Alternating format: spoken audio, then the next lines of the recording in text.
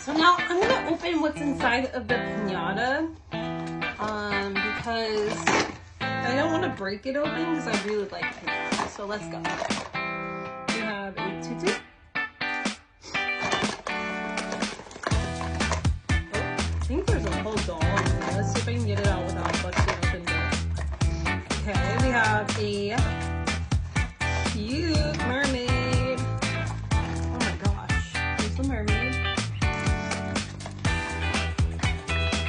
It's really different looking, right? It's okay.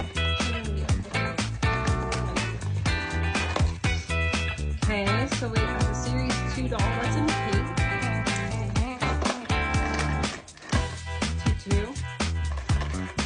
What is this? What is it?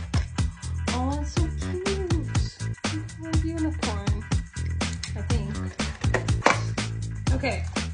Okay, so I ended up getting 2 mermaids from Mrs. Bench's birthday, 2 of the fashion fidget pets, and 2 of the series 2